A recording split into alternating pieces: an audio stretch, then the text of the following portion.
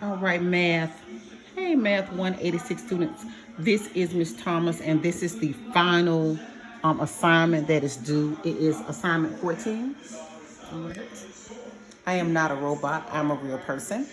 Okay, so what I did was, you guys, I know with the circumstances, I usually read the text for you, but this time you are going to have to look at the chapter before you actually come to class or before you kind of log on.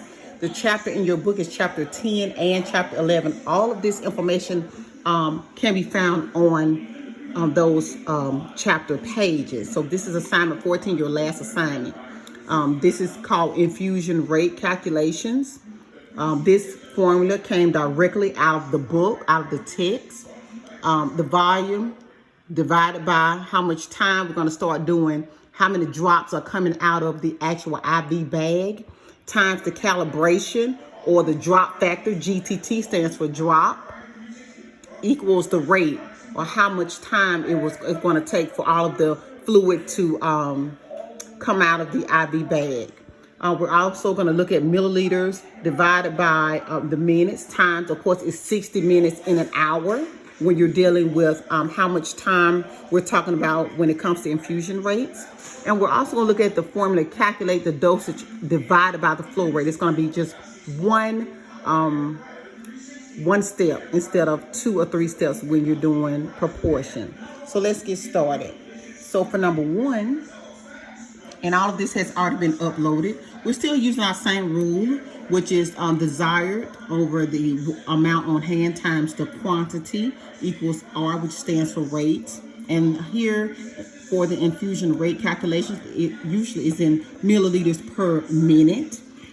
These are all the formulas that are in chapter 10 and 11. Over here on the side, I have, of course, what D stands for, the H and the Q we've talked about in class, as well as the R, which is the flow rate. All right, so for number 1, the doctor orders an IV infusion of dextrose 5 water, 1,000 milliliters to infuse over the next 8 hours. The IV set delivers 15 drops per minute. What is the correct rate of flow? Answer in GTT, which stands for drops per minute, rounded to the nearest whole number. All right, so for number 1, let me come over here for number 1, and I will do more than just 2 or 3, maybe 4 or 5, just to make sure you understand it. So I'm going to write down my formula. So that's the volume over time times how many drops per minute, or the calibration. And I'm going to show you exactly what I need and what you need to plug in over how much time is it going to take for the liquid to dispense from the IV bag. So the information that I'm given the 1,000 milliliters. So that goes for volume. So you're going to plug it in or substitute it in here. So that's 1,000 milliliters. When it asks for the calibration of how many drips, of course, when you think of an IV bag, it can drip slowly or it can drip fairly quickly. So that will be 15 drops per minute. All right, 15 drops per minute. And it's asking how much time. All right, so I noticed that even though they have it in hours, the formula calls for minutes. So I'm going to have to convert and figure out, well, how many minutes are in 8 hours. So I'm thinking about, okay, so it gave me 8 hours. There are 60 minutes in 1 hour.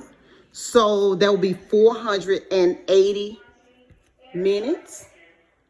Okay, so you have to convert. You cannot divide by 8. You have to divide by the number of minutes. So you have to convert unless they give you the minutes for you. So they gave me 8 hours. I need minutes. So I'm going to divide that by 480 minutes. All right, that seems fairly simple.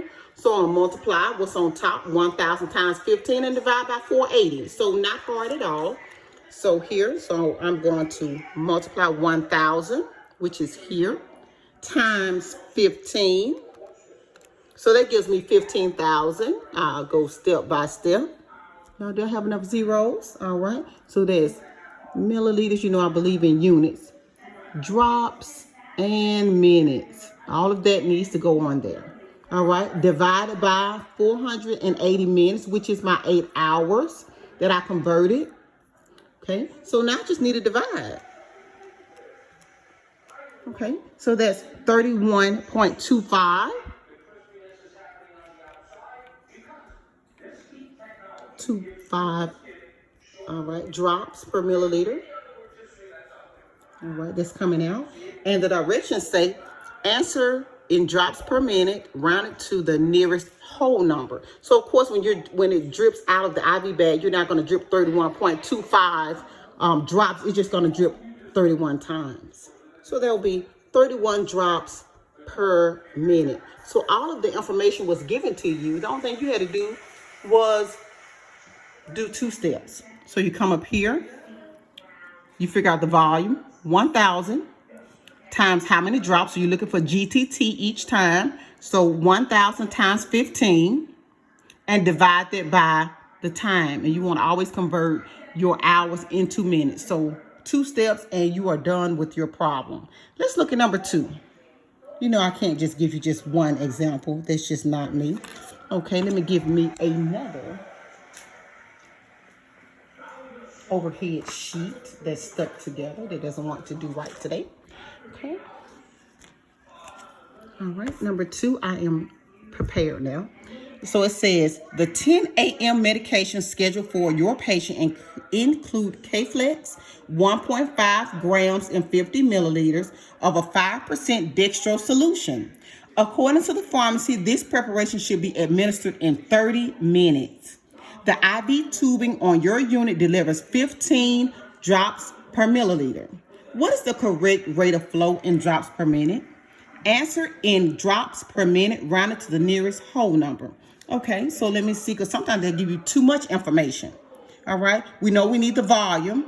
The volume is, usually we want it already in milliliters. All right, notice this, milliliters. You're looking for milliliters. So even though they have 1.5 grams, you need the milliliters. Okay, so that is going to be, and I always write for me, I know some of you do write the formula each time. It helps me. All right, calibration, or what we call drops per minute. That's what I need to go here. And then I'm going to divide that by time, and I want to make sure my time is in minutes. Okay, wouldn't it be perfect if they just gave me the minutes already and I didn't have to convert? So we're looking at the volume. We're looking at volume as always milliliters. So that was fairly easy. I'm going to plug that in, 50 milliliters. All right, times how many drops is coming out? 15. 15. GTT is your clue. Okay, so that's 15 drops, okay, per milliliter here. All right, all over. All right, let's look and see. The time is not like up here where they gave me hours. I had to convert it to minutes. They've already given me the information for me, and I don't even have to do any work. So I'm going to substitute that in here, 30 minutes. Multiply that out with your calculator. So you're going to multiply 50 times 15, divide by 30. That's it, 2 steps. 50 times 15 divided by 30. 50 times 15. All right, that gives you 750. All right, milliliters times drops here. And then divided by 30 minutes. All right, just so you will remember that. All right, here. So, 750. Put that back in the calculator. Divided by 30 minutes. All right, it equals 25 drops per minute. All right, I need my per minute, okay? 25 drops per minute. So not too hard. You're doing the same thing over and over again. Okay, same thing over and over again. If I was looking at number 3, that may give you too much information. Okay. On here, let's see, let me look at 3. I wasn't going to do 3, but just let me look at it. A patient admitted with a head injury has an order to store 1,000 cc's of dextrose, 5% normal saline. at 30 milliliters per hour. So that's my volume, ml, that's your key, 30 milliliters. So you're going to need that 30. Okay, you're not going to need the 1000 cc. It's too much information. The tubing has a calibration of 60. GTT is your drops. So you're going to multiply 30 times 60. I think y'all could have got that. What is the correct rate of flow for this patient? Now, notice that numbers 1 and 2 gave you minutes, and then this one gave you 8 hours. If you don't see anything, you automatically divide by 60 minutes. That means the IV is going to drip for 1 hour and then cut off. So for number 3, you would have done 30 milliliters times 60 divided by 60 minutes. That's it. And that's only if they don't give you any minutes to work with. You have to, the IV has to drip a certain amount of time. So let's just, if they don't give you a time, you always go with 60 minutes. Let the IV drip for 60 minutes. Okay. All right, we've done that one. Now I'm looking at 4 to see. I think you can handle 4, but I'm not sure. Let me look at it first. The doctor orders 1.5 liters of lactated ringer solution to be administered intravenously to your patient over the next 12 hours. Calculate the rate of flow if the IV tubing delivers 20 drops per milliliter. I think y'all can get this one. I mean, I'm just looking at this, trying to see if you would not be able to get it, but well, I think I can get it. The only thing is that I question is this 1.5 liters. I need milliliters. I need milliliters each time. And I noticed that this is not milliliters. So I would need help converting, that's where assignment 10 will come in when you're converting your liters to milliliters. So let me do that one for you if you don't mind. Okay. So they gave me 1.5 liters, but I really need, all right, milliliters in order to be able to substitute in. So we've talked about this already, so you know how to convert. So 1 liter equals 1,000 milliliters. And it's only, usually they're going to give you the milliliters, but if they don't, I want you to just be prepared. So this is 1.5 liters. I'm just trying to change it and convert it to milliliters so I'll be able to work with it. All right, so 1 liter times X equals, let's see, 1.5 times 1,000 equals 1,500. So that's 1,500 milliliters per liter.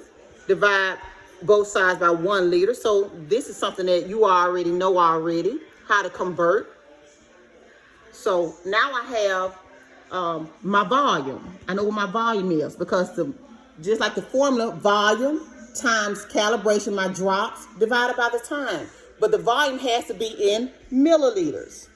All right, they gave it to me in liters to try to throw you off. You've converted it to milliliters. Now you're ready to plug it into your formula. So 1,500 milliliters times how many drops did they say? Let me go back to the problem. 20 drops.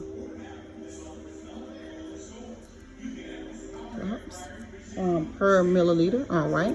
And then time-wise, what did they say? 12 hours. We already know it has to be in minutes. So let me think, 12 hours, I need to get it to minutes. You always multiply by 60. So 12 times 60 seconds in a minute, that's 720 minutes. So 720 minutes. So I think y'all could have got this one, but I wanted to make sure I went over it just in case. So we're going to multiply 1,500, which I converted this to milliliters, times the drops times 20, and then divided by 720 because that is equivalent to how many minutes are in 12 hours. So that shouldn't be too hard. So times 20. All right, so what is that? 30,000, you guys? Yes, 30,000. You know, I have to make sure my eyes are not deceiving me. All right. All right. And divided by 720 minutes here. And I'm glad I gave you multiple choice so that you'll be able to have a better understanding. So that's 41.66 repeating. All right. And it says round it to the nearest whole number. So if I saw 41.6, I would think that the IV will drip 42 drops per milliliter. Okay, 42 drops. So I think that is something y'all could have gotten. All right, let me flip it over. You know, I like to flip over just to make sure. I'm looking. Same thing for 8. The same thing. Let me look at 6. 6 is even easy. Let me look at 6. All right, for 6. Okay. An intravenous line has been inserted into a patient. Fluid is being delivered at a rate of 42 milliliters per hour. How much fluid will the patient receive in 2 hours? Y'all, one step. 42 times 2 and call it a day. That's it. It's only 2 sentences. So it's not like a paragraph where you're going to have to plug it in. It's 2 sentences. Okay? So 42 times 2. So here I'm doing 42 milliliters per hour times 2 hours. And you don't even have to convert this to minutes. All right, we're just doing the flow rate. How much is flowing out of the IV bag. So 42 times 2 in your calculator. 84. Make sure y'all. Okay, so 84 milliliters. I think y'all could have got that one. 6, 7, and 8 are exactly the same. No different. Yeah, I don't see anything. I'm looking around trying to see if there's anything else as far as in problems. But all of it is the same. Number 8, multiplication. So I don't want to do your whole worksheet. I won't be able to grade it. But it will be good. If I did not grade it and you just wanted me to do the problems, I could do it for no credit. But I think y'all, once you get actually working on it, I think you will be fine. Have a good day, y'all.